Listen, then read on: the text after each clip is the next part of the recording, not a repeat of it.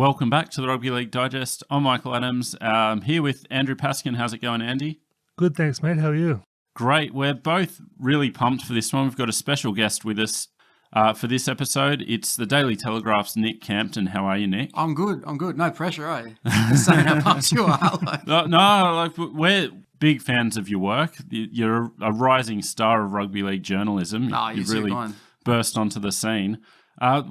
We're here to talk about North Sydney tonight, but before we get into the episode proper, we thought we'd introduce ourselves to you and you to our listeners, anyone who's not familiar. So let's start with the start. What is your rugby league story? Oh, my rugby league story, I guess it's a pretty typical one. It's sort of been my life for as long as I could remember, but I realised pretty early on that I wasn't very good at it. Like, I was a real trier and all that, so I was never going to be a player or anything like that. But writing was always a passion of mine and something that always I kind of took to a little bit. So it always seemed to me the best thing to do would be to combine them. So I've wanted to be a sports journalist probably since I was about 13 or 14. And probably about 5 years ago, I started at the telly and mainly doing production stuff, but a bit of writing and that when I could. And then probably about 6 weeks ago, I got the call up and I'm on the staff of the paper full time now. That's awesome. Congrats. Yeah. So it's been a whirlwind few weeks, but I'm enjoying it. So. Yeah. Tough climate to get a full-time job in journalism in this period. when you started at uni, they all tell you, this is a terrible industry to get into. Half of you will drop out of it. The other half that stay in, none of you will ever get jobs, stuff like that. So anytime it's tough or I have a bad day or something goes the wrong way, I always say, well, could be worse. You could be digging ditches, Now, am I correct that you went to St. Greg's? I did, yeah. I did. I'm from Campton, which is maybe 15 minutes from Campbelltown. So up to St. Greg's. I was in the same year as James Tedesco, and I was there when Chris Lawrence was there and Shandor Earl and Jack DeBellin and Jack Stockwell and Alex McKinnon and a bunch of other guys. That's part of the reason that I knew I was never going to make it as a player. Because I'd go down for tryouts and oh, wow, Jack DeBellin's 6'10" and ripped to shit and we're only 15. This is great, Because I went to Christian Brothers Lewisham, which is like a minor rugby league school. Yeah. We produced the odd first grader, but like rugby league was such a big part of the school culture. I can imagine that would be tenfold at a school like St. Gregory's. Oh, yeah, it was a massive deal. And that's when I say rugby league's been my life, that's sort of where it kind of all started for me. It's just, you're up there and everything's about, the team you're on and the training that you've got on. And we're going to Blacktown this week and we got to beat them. We hate Blacktown. And then we're going to Fairfield next week and we got to beat them because, God, we hate them. And then you sort of get to the older years where you're playing grade footy and all that. But everyone's sort of part of the squad and the first grade team becomes so important to you and your life and how you grow up and sort of making that transition into adulthood. And I always really liked how they can't now because of COVID and all that, but all the students go to games as well whenever they can and they all do singing and chanting and all that sort of stuff. So it's probably never going to be quite like it was. Like the sports high schools have really come up. I think Christian Brothers Lewisham would have been one of the schools that sort of felt the pinch, but it's starting to come to St. Greg's now as well. So they're not probably going to have as many first graders or as many grade sides as they used to, but it's a really proud history and I was really proud to be a part of it. Have you met Andrew Voss, Nick? I haven't met him, but I've spoken to him a few times on the phone for yarns I've done. Yeah, well, I don't think there's anyone in the world that loves schoolboy football more than him. There is not. I did a story with him a few weeks ago about his best ever schoolboy team. Yeah. And I called him up and sort of explained it to him. And I said, look, what I want to do is, you've been calling schoolboy footy longer than anyone, so we want to do a best ever 13. He said, I don't want to do a best ever 13. I want to do a best ever 17. And it's going to only be based on what they did as schoolboys. And he said, I'll go back tonight to my office because I've got the notes from every schoolboy game I've ever called and I'll put something together and send it to you in the morning. And I was just like, Bossy, that's unbelievable. Like it was exactly what I wanted from the great men. I saw that article and 2 words will be a nice segue to the next thing I wanted to ask you about. Royston Lightning. Oh, mate. He One was of the greats. He was when I was at school. Did you hear about him as a schoolboy, Andy? I did, yeah. I don't know if maybe like my school played against Erindale in a Commonwealth Bank Cup or something, but I remember this one year everyone was talking about Royston Lightning. It was all you heard about. Yeah, it's like that sometimes at the schoolboy level. Like sometimes a prospect comes through who is just streets ahead of everyone else, and they take on all this almost like this mythic sort of quality, you know what I mean? And Royston Lightning was one of those. I think Owen Craigie would have been one a couple of years before that. Those guys are always very special. Kevin McGuinness was one for me. Yeah, that's a great one. And Royston, of course, went on to the Raiders, and you're a Raiders man. Am I correct in saying that? Very correct, yeah. Andy's a Raiders man here. We're everywhere. We're everywhere, I'm telling you. I was so happy to learn that. I really was. I mean, after we become friendly on Twitter, to learn you're a Raiders man warmed the heart. So where did that come from for you? I don't actually know. I've got a couple of relatives who sort of take credit for it. They reckon they got me jerseys when I was a little kid or whatever, but I don't remember a time I didn't go for the Raiders. But I'm also young enough that I don't really remember the glory years. Like the first seasons I remember are 97, 98. So good Lord. Until last year, it was a bit of a tough slog. So it was that beautiful Aussie male jersey that got you hooked, was it? Yeah, bottle green, like it's my colour, you know. Bottle green and phone zone and all of that. That's me. Imagine if you were a graphic designer and that was in your portfolio. Graphic design is my passion. So you're a bit younger than Andy and I then. So presumably you don't really have a living memory of Super League. What are your earliest memories of that as a concept or that as an event in the game's history? Well, it's one of those things where I think I have a lot of false memories about it, just because I've read and consumed so much of the history stuff, because that's just the way it sort of went. When I started getting into footy around that same time, it was like, well, now I've got to find out everything that's ever happened in rugby league ever.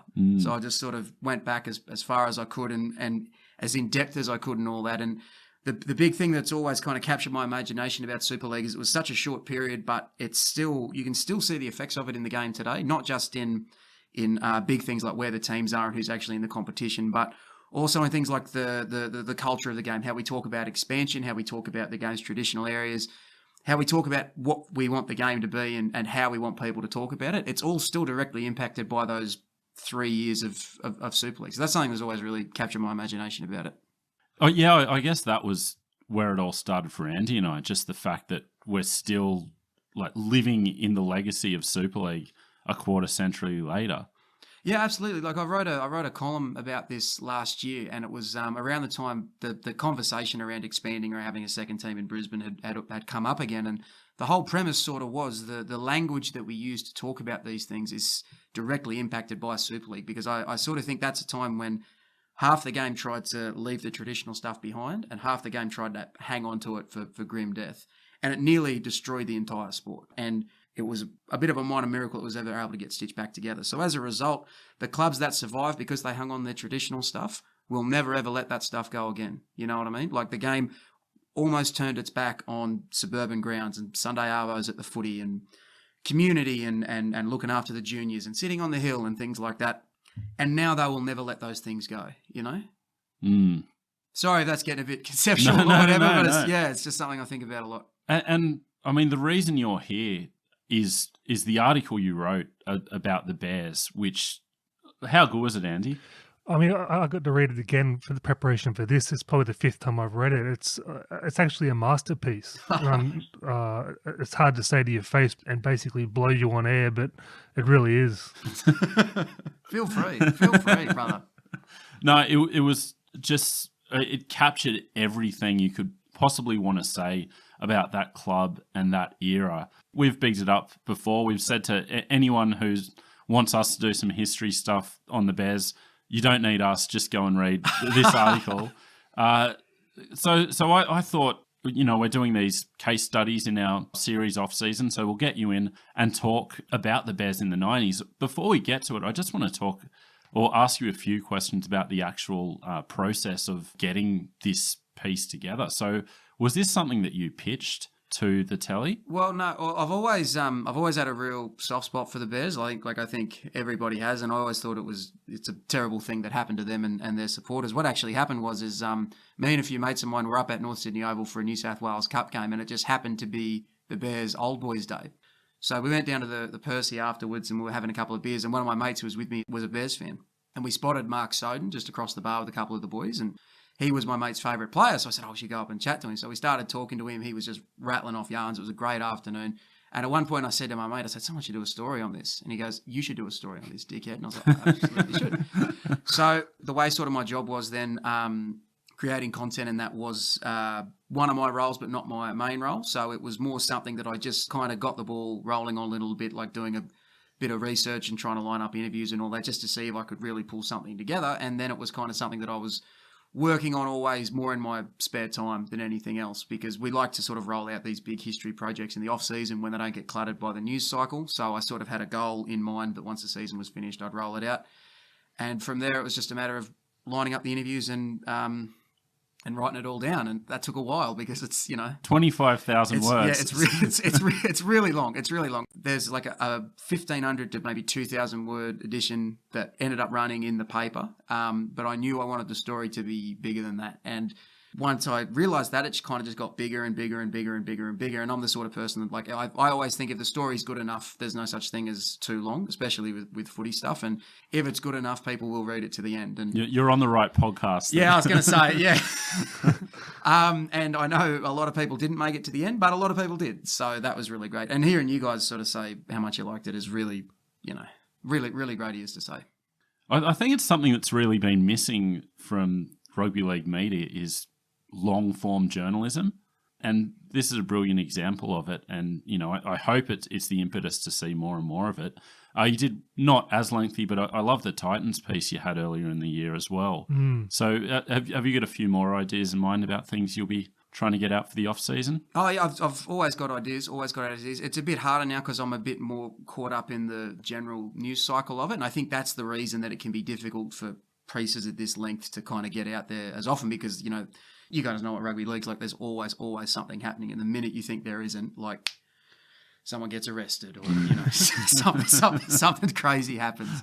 So it can be hard to find the time. But I love doing those history yarns and those longer ones. And one of the things that was really good for me during the layoff was being able to do those history pieces like that one on the Titans, for example.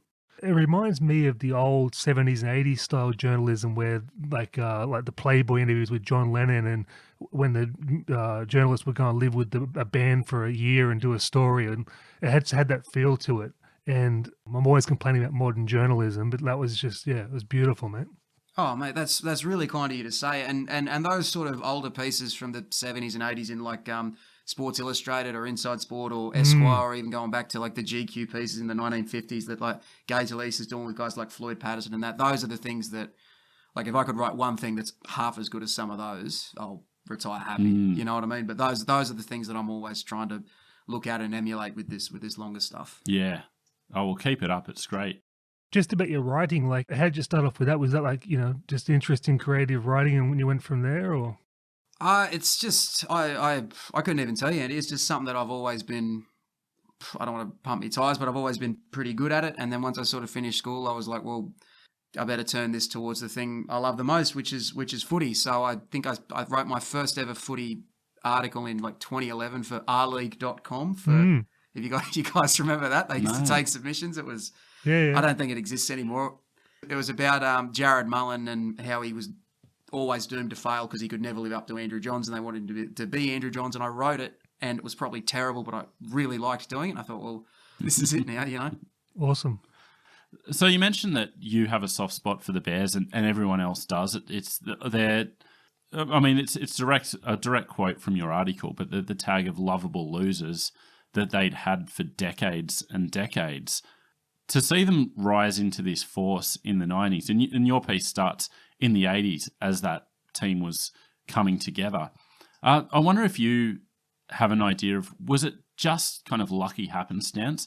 Was there a change in administration or something that was the impetus for the team coming together? Or was it just kind of luck to get blokes like Flo and the like coming at the same time? I know they changed up their junior recruitment sort of in the mid 80s, and Flo's the only one that kind of predates that, and he's a local boy. Like, it wouldn't have mattered when he came along, he was always going to be a Bear. But they changed up their recruitment a little bit in that time, and that's when they brought down Dave Fairley from the Central Coast, and they brought down Billy Moore from Queensland and Gary Larson, and those are kind of the four that really start things off. And then I think a coach who probably didn't go on to have the success at the club that he probably should have is someone like Steve Martin. And I think Steve Martin plays a really big role in in getting those young boys, one, to the club, and two, sort of getting them into first grade and helping the Bears sort of shed that lovable loser mentality. Because I think that was a real thing. And I think there was a little bit of an attitude around the club that, like, you know, when they lost games or they hit on hard times, it's like, well, we're the Bears. This just happens to us. We don't win premierships. It's just not part of who we are. So I think those changes in recruitment, sort of casting a wider net than just their own junior base and Martin, I'd say those are the two factors that really sort of change things. It's funny that so many of those players are like of a type. Like there's a real like heart to a lot of those players. Like when you think of Flo or Gary Larson, Billy Moore, it seems like it was a group of players that were just like always going to gel and always going to click. Oh, there's definitely a lot of similarities. And one of my favourite parts of doing this piece was sort of getting to know them even just a little bit. Like Billy Moore, the way you see him on the field, just like incredibly passionate all the time. He's just like that when you talk to him. You know what I mean? He's just extremely fired up about everything at all times, and it's really, really infectious. So it's not surprising that it sort of attracted other personalities like that, or that they were able to gel together as well as they did. Mm. Yeah, a friend of mine was telling me about it, like a close friend of mine I grew up with, and he had a corporate weekend at a golf resort, and Billy Moore was like the guest of honor, and he reckons he's the best bloke ever. Like you expected a footballer to be there begrudgingly and just doing his little speech or whatever, but he got on the drink with him and was telling stories and played golf, and he was just one of the guys. And like it just made me love him even more. Yeah, absolutely, and like that's the impression I got from him too. He's just a really, really genuine fella, and it's the same thing. It's the same thing with Flo. Like everyone knows how much Flo loves the Bears, and that, but was just they all just seemed like very genuine, very into the club, and I found that really appealing. Anyone who listens to our show will know how much we love Flo. You know, we've always had like such a respect for him, and the way he's keeps fighting for the Bears like after all these years. I loved his quote in your article when he went to watch the Bears in 1982 when they kind of made the semis, and that was a massive deal for the Bears, and he thought they were destined for success and he wanted to be a part of it. Like only Flo could like look at this team and these guys, it's going to happen. Yeah, I think he's a pretty remarkable character, Flo, because he, as you say, he sort of is a North Sydney man to the very, very end. And even though that success that he wanted when he saw him in '82, it probably never came the way that he would have hoped. He's never let it dent his spirit for the club. Even now, one of my favourite little bits in the article itself is right at the end where I'm sort of talking about the Bears trying to get back into the comp or whatever, and Flo pretty much says it's nice to have the dream, but it's probably not realistic at this point. But what keeps him going is keeping the club alive for the juniors up there, giving them like a rugby league program they can be proud of, keeping the history of the club alive because he's extremely proud of that. And it's just a really it's an almost innocent love for the club. You know what I mean? Even though he got hurt a lot when they couldn't take the final step, and he got hurt because they asked him to leave at the end of '98, which I still can't believe happened. I can't believe North Sydney would ever ask Flo to leave. And then he got hurt again when they merged and everything fell apart, and they were really on the bones of their ass, and they looked like they could like flat out die, like vanish. But he's never let that stop him. He's never let that dent his spirit and his love for the club. I find it pretty admirable. It's amazing, like so many stops along the way. Like most people would have given up, and he's still there. Never ever did, and he like never spat the dummy when he got moved to the forwards in '96. Never spat the dummy when they took the captaincy off him in '94 for Jason Taylor, who'd only just arrived at the club. It was never ever any of that. It was just always about the team, always about the club, always about what was best for everybody else. He's an admirable figure, I reckon. It makes you wonder how, if it didn't have him there with that team first attitude, how these other guys would have progressed. I mean, it's just such an important thing to have these glue guys in the team, isn't it? Yeah, absolutely. And there are times sort of in that North Sydney run from 91 to 97 when it could have fallen apart. It could have gone bad. Like they bring in Jason Taylor to play halfback in 93. Mark Soden had been halfback for 2 years, and he was a very strong sort of voice in the team, like a real leader for them. But he took it on the chin and he moved to hooker, and everything stayed okay. And it's the same when Billy Moore, this is something I found out researching in the story, Billy Moore had actually signed to leave to go to Manly at the end of 91 because he worked with Graham Lowe in the Origin series and just sort of loved how he operated, and his relationship with Steve Martin probably wasn't the best at the time. So he signed to go to Manly and to leave. Ended up backflipping, coming back, but the Bears welcomed him back with open arms. It's just little things like that, little things that could have fractured the good run that they had. It never did. It never got to that point. And I think Flo's example was a big part of that. I like the counterpoint, though, in the article, how much Flo learnt from Peter Jackson. And like Peter Jackson, everyone said he was like the best bloke ever. Yeah. It's not like he was like a mug, but he had some lariness to him and a bit of flash that maybe wasn't, like the North Sydney way, but it seemed like he just fit right in and really made an impact on that team. Well, Flo said him and Jacko were best mates, and Yeah. I'm like you. I was a little bit surprised because Jacko sort of has that kind of wild reputation, and Flo is just really, really low key. But the three big recruits that they bring in for 90-91 are Pat Jarvis and Mario Fennick, and they sort of taught those young forwards like Larson and Fairley and more. They taught them how to be tough and hard and uncompromising and all of that. But then Jackson came in and kind of, I know it's a cliche, but he kind of taught them how to win. He taught them how to be confident. He taught them how to stand tall and put their chin up and say, you know what, we're not the lovable losers. We're North Sydney. We're going to kick your ass up and down this field today, because Peter Jackson just sort of had that swagger about him. And from the very first time that I met Sodes and was talking to him, the way that he spoke about Peter Jackson and the impact that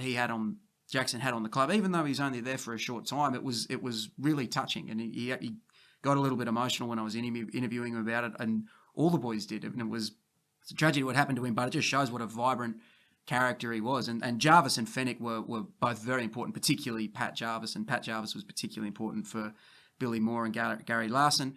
But I really don't think the impact of Jackson can be overstated. And in that 91 team, they were very tough and hard and uncompromising, but Jackson is the creator. Jackson's the one that really provides the magic. And if you watch those semi-finals in 91, the first semi-final that they win in 39 years, Peter Jackson's the best player on the field. He's an incredibly important part of North's history. It's a funny thing. My memories of Jacko on the field, like just one of those players where the class just exudes from him. And I got fond memories of him on the midday show as well. It used to crack me up as a kid. But I only remember Mario Fennick at North. So I don't remember him at South very much. And at North, he was just such a competitor. And to go from hooker to prop and then, be that tough, he was a major signing. Doesn't that feel impossible now? A guy starting his career as a hooker and then just switching straight over and being a prop? Because when you watch Mario playing for North, you think, how the hell was this bloke ever a dummy half? But I think you're right, Andy. I think like his passion, his intensity was really important. And even though he never won a grand final with South or even been to a grand final or anything like that, he always struck me as a player who was like a leader and a winner just through that intensity.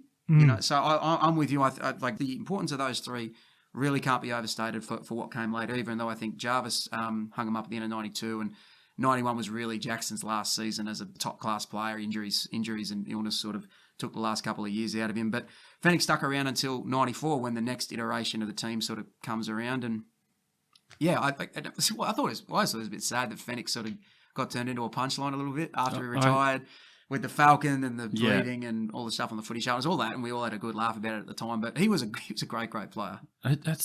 It's happened again with Nathan Hindmarsh now. That's a really good he's just a joke. parallel. This bloke who played 300 games and like Mario Fennick, exactly the same. Like he was a great player, went toe to toe with Benny Elias in the 80s. In another era, we're talking about a bloke who played 10, 15 Origins maybe. Played such a key role in that Norths team. Like one of my when I was doing the research for the Super League series.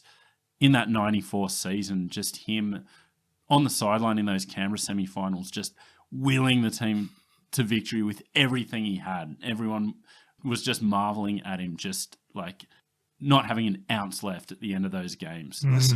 You probably read him. There's some great stories at the time from that final series where he pretty much says, this is my last chance to win a premiership, because he's going up to captain the Crushers next year. And I think everyone knew that wasn't going to work from the start.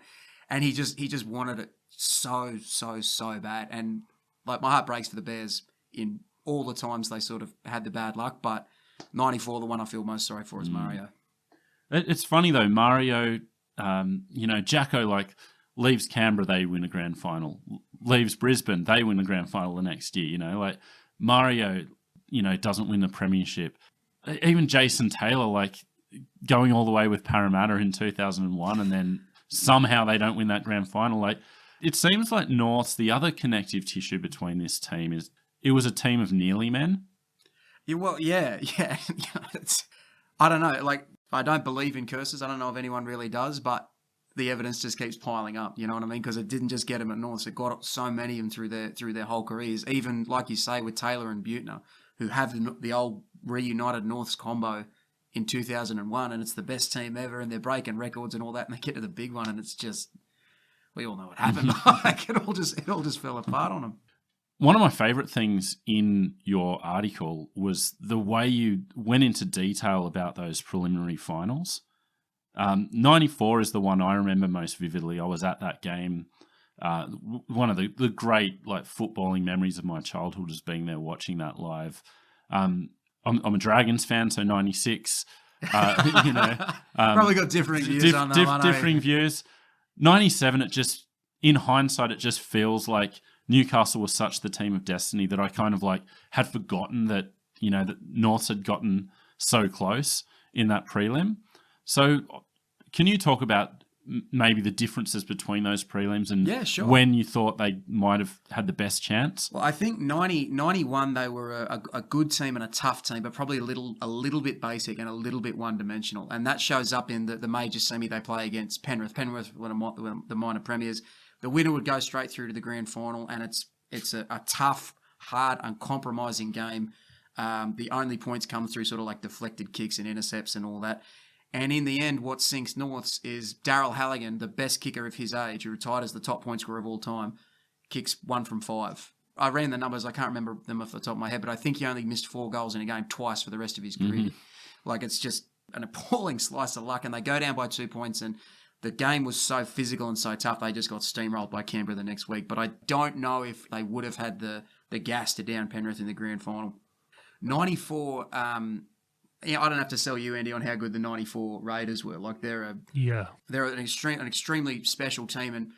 But that North Sydney side in that prelim really kind of turned it into their sort of game. They stopped Canberra's sort of free-flowing ways and all that, and it's tough and it's gritty and it's close, which is exactly what they want. And then they have the infamous send-off where John Lomax had already been sent off for Canberra, and then Gary Larson, who was never sent off before or since, spear tackles, I think, Brett Hetherington, and then that's it. So all of a sudden it's 12 on 12. A Norths player, I think Dave Hall, gets injured at one point, so it's 12 on 11, and that free-flowing Canberra team with Ricky Stewart just giving them incredible width across the park almost turned into a sevens game. It turned into the exact sort of game Canberra wanted.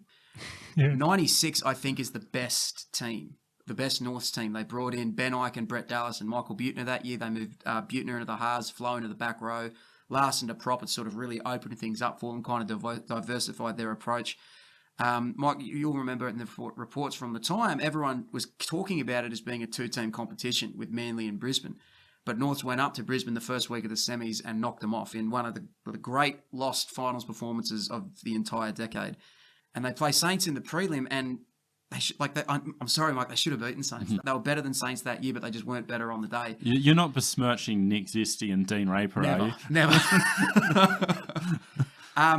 And I think part of the problem in 96 was they just kept doing the things they'd done all year, and they thought that would be enough. And an underrated thing is Noel Goldthorpe, who had a fantastic final series that year, was Jason Taylor's understudy when they were both at West, so he knew his game extremely well. They were able to nullify it a little bit. And I think the weight of history got to Norths a little bit, because at that point, there was not a single person alive that had won a premiership with North Sydney. The last member of their premiership side died in 1989. Frank Hyde was the only living man that had captained them in a grand final. Like, it was an incredible amount of history and pressure and expectation and all that. And the Dragons went in not just with the freedom of being underdogs, but also if they did lose and they didn't make the grand final, it was okay. They were St. George. They had the 11 premierships. They were in the grand final 3 years before. They would surely make grand finals again in the future. Like, there was the history and the identity of the club just wasn't riding on it in that way. So they were able to play with a lot more freedom, and they had a great start and got them on the ambush, and Norths never really recovered.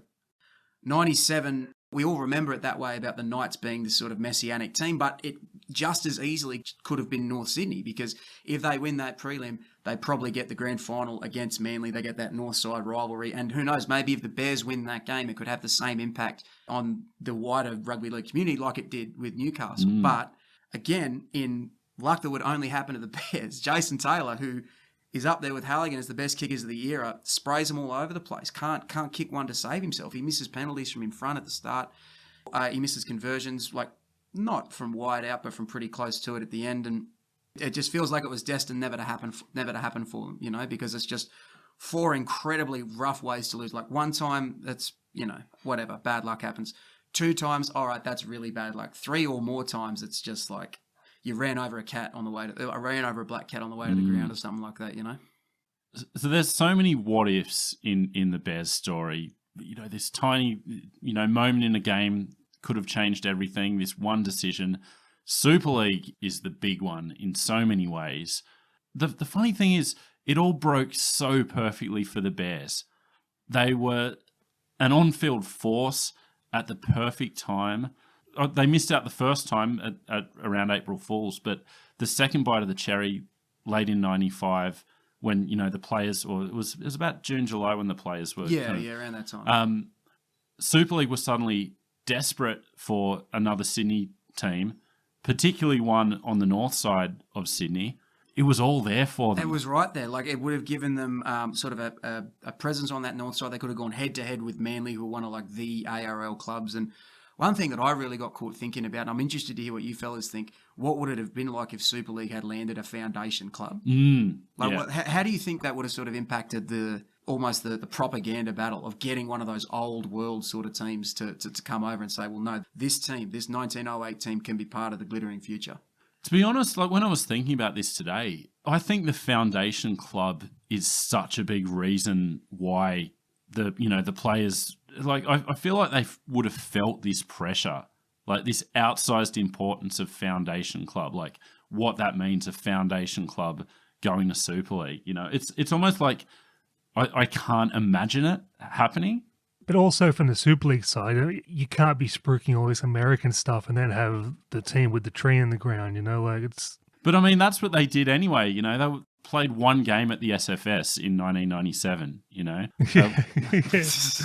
I think just getting the colours and the jersey and the team, they would have worked out the stadium stuff later. They would have moved them down to the SFS and just have them play there or whatever. And there was a point that Sodes made when I was interviewing about it. He sort of said, all the teams that went to Super League, all the established teams that went to Super League, they're all still around. They all made it. You know what I mean? A team like Cronulla, who were financially just, I don't want to say incompetent, but really struggled financially for a long, long time.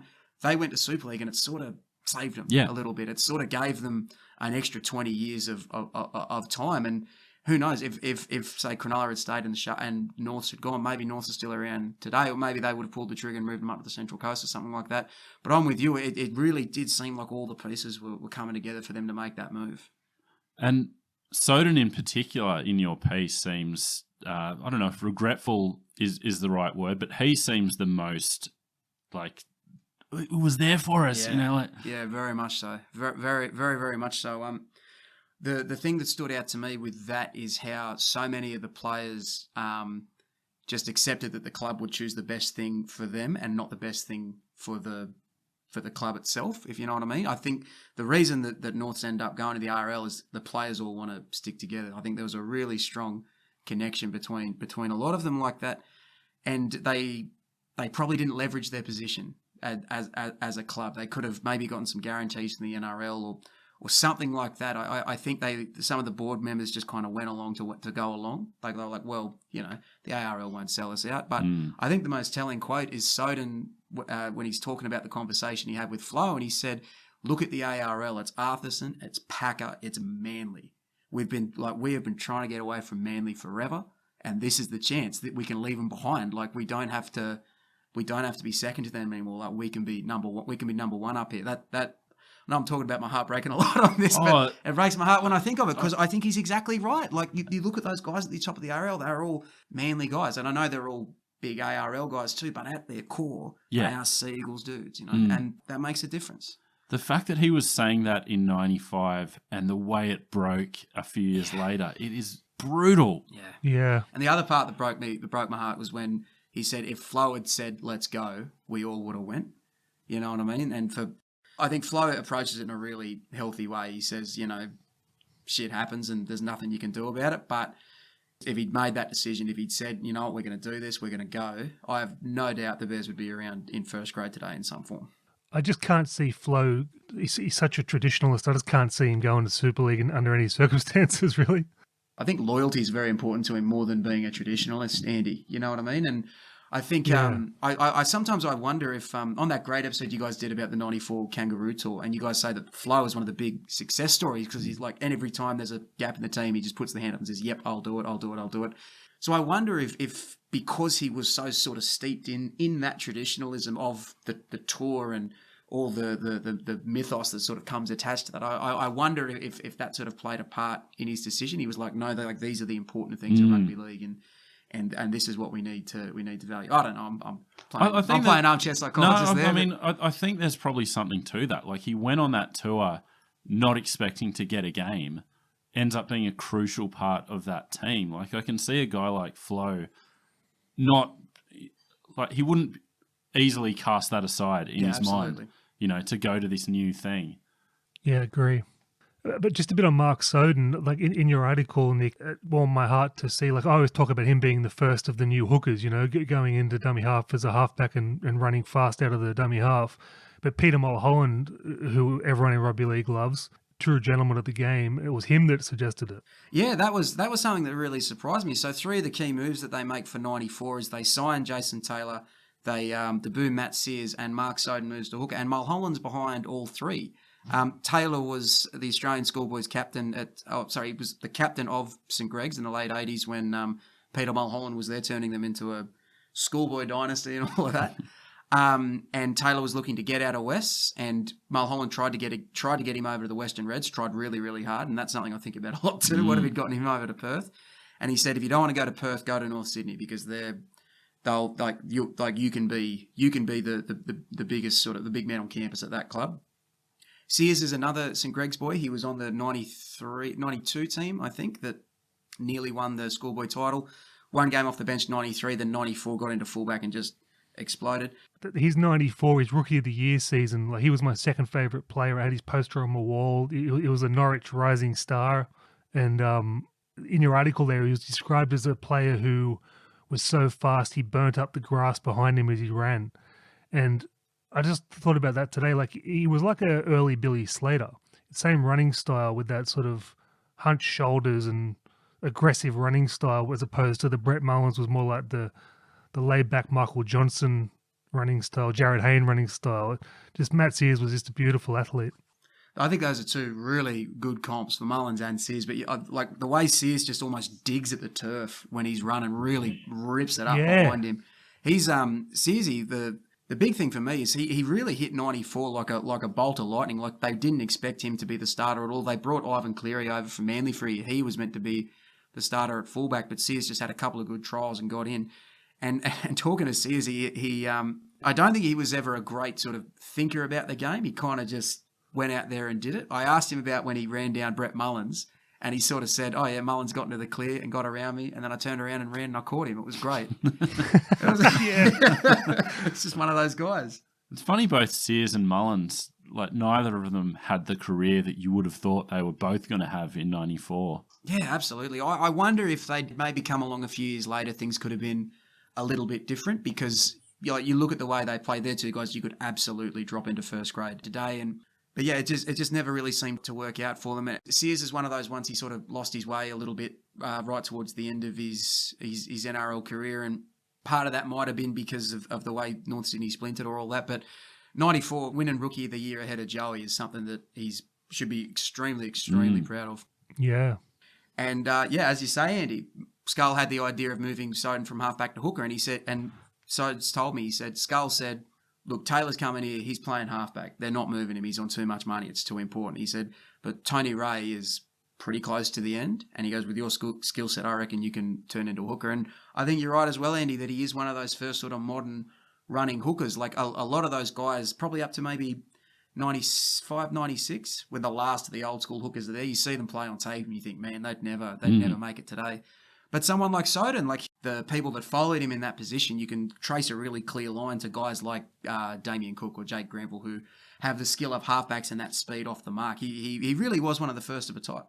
But just on Tony Ray briefly, there's a great anecdote from that 94 prelim that I think says a lot. So he'd been deposed by Soden, but, was club captain. And I think it was when David Hall got injured and was running down the tunnel, like Tony Ray stopping him and just going, no, you got to get back out there, So, God, how did I not have that in 25,000 words? And that would have been the best story in it. Thanks, Mike. I'll have nightmares about that. That's awesome. Sorry, mate.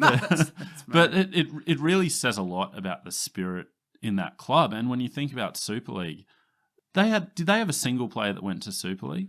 Oh, off the top of my head, I couldn't tell you. I know Sodes had a big offer from Cronulla. Yeah. And I think that they might have had a few fringe guys go, but none of the big names. The big names stayed. Which is quite rare to have the whole team stay together.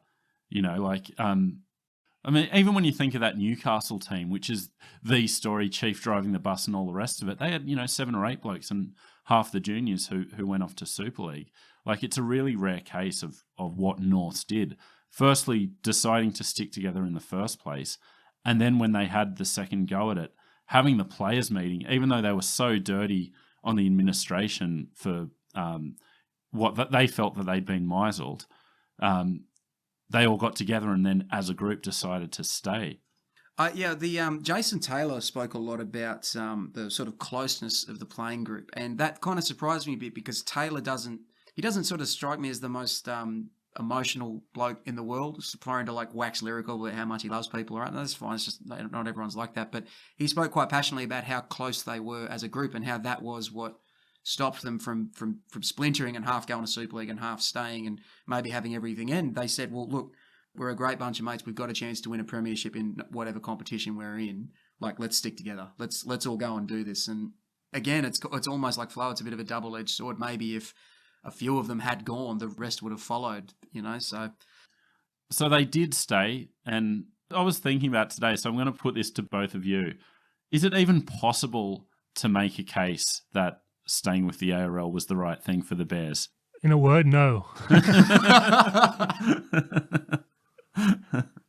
So we get to the aftermath of Super League. They stay, the NRL's being pieced together. At that point in time, it seemed like North's future was secure. So, Flo heads on a plane to England. I'm sure he was thinking he was going to be coming back to watch his Bears play out of Gosford for, decades to come. Well, that's why I disagree with Andy, because you can make the case that staying with the ARL was the right call, because by the end of 97, they were already talking about moving to the Central Coast. And the way it's sort of written in those reports at the time, North Sydney's survival isn't a question, it's assured. There is no doubt in the world that they will go up to the Central Coast and they'll stay there for 1,000,000 years. They'll be a regional club, that'll protect them, and the Bear name will live in first grade forever. There were like rumblings sort of at the end of 97 about, a possible merger with Manly, but they are, in the reports, they are laughed out. They are like, this is ridiculous. Can you imagine if something like this ever happened? This would be outrageous. And then they vote at the end of 97. The members vote and agree to leave at the start of 99. And 98's meant to be the last season at Bear Park. The last game at Bear Park is a semi-final against Canterbury. It's Flo's last game. They push Flo out. I still can't believe that happened. And then 99 starts, and it might be the worst year that any club has had in the history of first grade rugby league. Because, they didn't come last. They didn't lose all their games. But the factors that came together in that season, it's appalling luck, even for the Bears. Even the Bears shouldn't have caught that many bad breaks, The idea was that they'd be at Graham Park in Gosford, probably from about round 5 or round 6. So for starters, the renovations on the stadium got delayed because of torrential rain, and it was the heaviest rainfall since records were kept, like that sort of torrential rain. So that delayed the renovations of the stadium, and then there were all these sorts of construction fuck ups. I can't call them anything else. There was things like they were meant to paint the roof of the stadium a certain way. They were meant to paint the panels a certain way to waterproof it, and it was you had to do 3 different layers of paint. They put them on in the wrong order. So they had to send them up to Newcastle to the factory where they came from, sandblast them all off, paint them all again, stuff like that. So what happened is instead of moving to Gosford in round 4 or round 5 like they were meant to, it just kept getting delayed and delayed and delayed. and North Sydney Oval wasn't in a state to host them anymore because they thought they were going to leave it forever. So for the first 2/3 of the 99 season, they're playing on the road. They're playing at Suncorp, they're playing at ANZ, they're playing at Parramatta, they're playing anywhere that'll have them. And they're getting crowds they're listed at being about 5,000-6,000. I've seen them on the telly. Like if there's 1,000 people, they're lucky. They're, and with the way the whole criteria was set up, home crowd numbers and financial viability were two really big factors, and it just sunk the Bears. And it took them from having an assured, certain future to being incredibly uncertain, because around the same time there comes out that the club's broke. The club's been bleeding money for years, and I couldn't get any definitive answers as to where all the money went or how it all happened. The articles from the Times sort of say that it was maybe a little bit of financial mismanagement, maybe player salaries sort of shot through the roof a little bit. But they still had North Sydney Leagues Club, one of the most profitable leagues clubs in the game. And Mike Coleman in particular and Mike Gibson, who are two great old Bearsmen, they wrote some beautiful columns at the time sort of bemoaning the fact that how could this club be allowed to get to this point where they go in 6 months from having their next 30 years assured, not a question about what they were going to do, to all of a sudden scrambling around and not being able to go up to Gosford and having to come back to North Sydney Oval essentially to die. Like, it's the worst break I've ever seen a footy team cop. It's funny, this conversation, I'm getting the same like just heart-wrenching feelings as I did reading like your article at multiple points. It was like every 500 words, you're like, oh no. And I'm really it'll turn though. It'll turn the next season. Don't worry about that. But I really love the euphemism. There was maybe a bit of financial mismanagement. I mean, it's I don't want to get sued.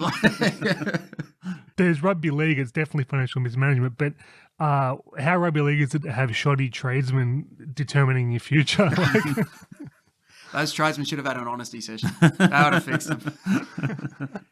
The other tough part for 99 is a lot of those players that were so great for him in the 90s are starting to get to the end of their careers. Like Flo's already gone. They brought in Adam Muir and Morrison the year before, and they brought them in, and they were supposed to be kind of the two shining forwards to lead them into the future. They told Soden halfway through 99 that he was free to leave, that Jamie Goddard was going to replace him. Gary Larson got dropped to reserve grade for the first time in, I think, 8 or 9 years and nearly retired. David Fairley had to talk him out of it. Billy Moore, they told him they didn't want him anymore either, and he just flat out retired at 28. He could have had another 4 years, but he was so heartbroken by the Bears moving him on that he just said, I'm out of here, boys. Billy Moore told me that the day after the season finished, he just drove straight back to Queensland. Didn't stick around another day. That's how hurt he was, And it's just such a shame that it ended that way for nearly all of them, or for all of them, I guess. What I don't get is, Soden in the article talked about how, he saw it from the other side when he was coming through and the old blokes were getting pushed out, and now it was happening to them. But who was coming through? No one really. I don't understand it. Sodes was only about 30. Like I said, Billy Moore was 28. And a lot of them went on to play the next year. Gary Larson played for Parramatta. David Fairley played for the Knights. And a few of them played pretty well. Like, there wasn't this huge youth movement that was pushing them out. I do think part of it as well is Peter Louis, who we haven't spoken about at all on this, strangely enough, who was a really good coach for Norths from 93 to 99. Yeah. He announced at the start of 99 that he was going to finish up, which was probably the right call. I think a few of the players had maybe gotten a little bit stale and all that, but him hanging on for 99 is another break that if it went another way, maybe things could have been very different, because maybe if you get a new coach in, new ideas, freshen up the old boys a little bit, maybe they do better on the field, but maybe it revitalises them a little bit, and maybe it shows the club that, oh no, it's silly to move on Larson and Fairley and Soden and Moore. They've still got some stuff in the tank, But them's the breaks. Flo says it in the yarn, Shit happens. Just don't think about it. Well, like, to me, mate, like, the whole Central Coast Bears on the standalone on the Central Coast is the biggest travesty of the whole thing. The story repeated most often on this podcast, other than Ricky Stewart not signing my cards, is that I did a Central Coast Bears case study in my uni degree in Newcastle. Now, if that stadium was built 5 years earlier and they had the balls to move, they'd still be there and they'd be a powerhouse. Without a doubt. Without a doubt. And I think you guys have mentioned expansion on the show a few times before, and I think the horses bolted on the Central Coast a little bit. Like, I don't think you can start a new team there. I think it would have to be a relocated team, and they'd have to move lock, stock and barrel. Without a doubt. And the only team that really could have done it was the Bears, because they the links they had weren't the strongest, but they were there. They were enough. Like they had guys like Fairley who were always coming down from the Central Coast. I think Dave Hall's from up that way as well. And it would have been a reasonably successful team from the jump, which would have really helped sort of bind them to the community a little bit. Maybe they get down to North Sydney Oval once or twice a year or whatever. And it's just, it seems like such a slam dunk, such a layup. And the worst part is how quickly it all fell apart. I know I mentioned it before, but they literally go from in April saying, we're still going to do this, we're going to play on the Central Coast this year, to August, they have their last game with Manly and they're saying, yeah, this is it. This is the shotgun wedding. Like these two psychopath teams are actually going to do it. They're going to merge. Like the fallout sort of after the season when they almost rush into the merger. It happens incredibly quickly. And it's clear from the jump that it's Manly just sucking them up. It's Manly doing exactly what Mark Soden was talking about back in 95, just sucking up what they can and just backing themselves to ride it out, you know? The prophecy of Mark Soden in your article of the Manly power brokers is just cruel. I mean, the fan base, I've got a lot of friends out there, but I mean, even they'd admit that they're insular idiots. Like, it was just never going to work. No, never. And there are people who wrote reports, I won't say their names, but they wrote reports at the time backing it, saying it was going to work. Like, I can't believe it. Like, it's like cats living with dogs. Like, it's just, how could anyone think that was going to work? So I've got a couple of questions on this. So let's put the shoe on the other foot. Let's say the Bears do go to Central Coast. The merger still happens because Manly, there's no room for them as a standalone club. I can't see Manly being cast aside so easily. So let's say the merger still happens, but suddenly Norths are in the box seat. They're the senior partner. It's the Central Coast Bears, and maybe it's got some maroon in the jersey. Whatever the breakout, it's Norths are the senior partner in this merger. Do you think that would have worked with, Manly fans being like the ones who are disillusioned? I don't think so. I think Manly would have swindled them out of it somehow, even if Norths were in charge. A couple of years, Bozo and them would have turned it around. Yeah. Don't worry about that. But I don't think it ever could have worked. I think the rivalry was such an important part of maybe not Manly's as much because they had other things to care about, but like it was an important part of North Sydney's DNA. Paul Kent wrote a column in about 97, I think it was, and it was talking about Norths playing Manly. And he said, what happens is Norths bring the players up, and then they go to Manly, and Manly teach them how to hate losing, but the only thing Norths hate is Manly. So I don't think they ever could have worked. It would be like merging Souths and the Roosters or something like that. There's not a lot of... I found it hard to find like definitive data about the criteria that the NRL set in 99, but from the rough estimates that I could get, if Norths had moved and had been bumped up the list, the team that would have come into the firing line is Penrith. Penrith were the one that sort of just skated in, and then that makes you think, well, if Penrith's there to merge with, maybe West's merge with them instead of with Balmain, or maybe Parramatta, who were looking for teams to merge with for some reason. Maybe Parramatta suck up Penrith and we have this weird Western Sydney superpower. And then something, I can't remember if it made it into the article or not, but something that a few of those Bears told me about is they tried to try and organise a merger with Balmain before Balmain went with West. And they thought, well, it's just across the harbour. Like geographically, we might be able to get it to work. There's not as much animosity there. Maybe we can do something like that. But that's something that's always really interested me as well. I can't wait for 5 years' time or whatever when you guys do the episode on 99 and all the weird mergers that it nearly threw up. I hope we get it out before 5 years. But the pace we're travelling at. Nah, I'll listen. I'll wait patiently, bro. Well, it's funny you mentioned Balmain because both Norths and Balmain in the early 90s, there were reports that they were considering a move to the Central Coast. And you kind of feel if either of them had had the balls to do it back then, so much of it could have been avoided. Yeah, absolutely. The other one is Balmain playing those 3 games in Melbourne in 94. Yeah. Like Melbourne Tigers. Yeah. Bang. Yeah. Like that seems like such a slam dunk, you know what I mean? Mm. Getting an established brand down there, the great jerseys down there, they have an existing identity and all that.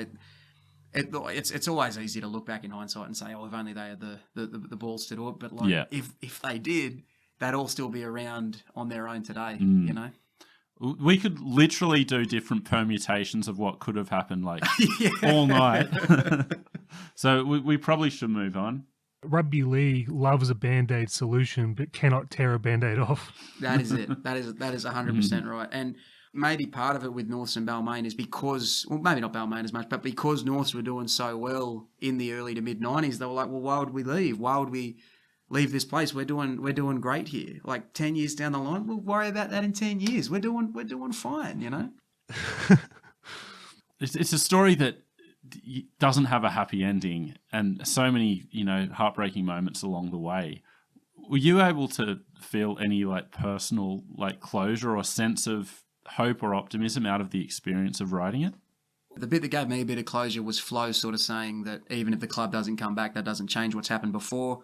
And there's still a lot of pride and a lot of love for the club. And just because the club's not in first grade doesn't mean it doesn't exist anymore. And that's something I think is really powerful, not just for the Bears, but for teams like, I think Newtown's another great example. Just because you're not in the top flight, you're still worth a damn. You still mean something to rugby league. Rugby league's not the NRL. It's so much. It's so much bigger than that. And I think the Bears are a great reminder of that. And I love as well how the players are all still great mates today. And a few of them say it in the story when they all get together for their reunion. They never talk about, what about 91 when Halligan missed the kick? What about 94? What about this? It's always about the good times. You know what I mean? So as much as we sort of think, they didn't win this premiership, it ruined their lives. They still look back at it as the best time of their lives, and they still had a lot of great times. So that's probably the only way that I could approach it without just collapsing in a pile of tears, because life is futile, and sometimes your team is going to go a century without winning a comp, and they're going to get kicked out, and it's never, you know what I mean? So I've got to say, Nick, like your article gave me some closure on that saga, because just reading the love for each other and the camaraderie, it just warmed the heart, like legitimately, and like the fact that they had such a good time together made it sort of okay in my mind, Yeah, and those links are still really strong in that team today. Well, a thing that always really stands out to me when I think about it is Matty Sears has had some really tough times in his post-football life, and they sort of started when he was near the end of his career. But they got him to North Sydney Old Boys Day last year, and that was a really big deal to bring him back and have him back in the fold and that. And I know Billy Moore and Sodes both had their own tough times when they finished footy, and it was a tough gap for them to fill. And that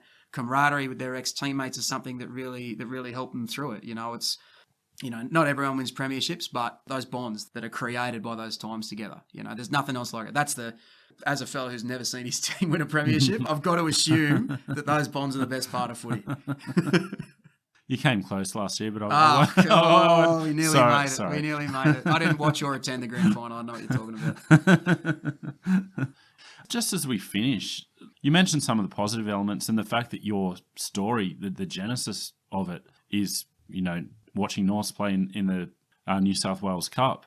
I haven't gone to a game out there. Have they built something, are they building something similar to, going to Henson Park and watching the Jets? Yeah, I definitely think so. The link with the Roosters is good because it gives them a bit of a red hot side, but it might just be because I was there on Old Boys Day, and it sort of gave it sort of a vibe and an atmosphere that it might not have otherwise had. But it's like going to Henson and seeing the Jets. It's as close as you're going to get. And you get all those wonderful things that we talked about, like the fig tree's still there, and you get to sit in the shitty grandstand, and you're miles away, but it doesn't matter. It's great anyway. And you see old Bears fans who would have been going for the team for 30 years. They're all still getting around, and there's still that late rush from the Percy across the road at kick-off time, and Flo's always there buzzing around doing stuff, and there's always a couple of other guys there as well. Jason Taylor went back and coached them last year, which was something that I really liked, because I don't know how much of an association he sort of had with the club post-retirement, and he was such an important part of sort of their last few years. Their last ever captain scored their last ever try. So if you can't now, but when everything gets back to normal, whenever that is, head up there. It's a great day out. Yeah. Well, I hope anyone who hasn't read the story will take the time to seek it out now, because you summed it up so well tonight. So thank you for that. I hope there's a lot more of these long forms coming out over the off season, and you keep it up, because you blew Andy and I away with the quality of the journalism in that piece. I really appreciate it, guys. I do. Thank you so much. So thank you for joining us, and we will speak to you next week.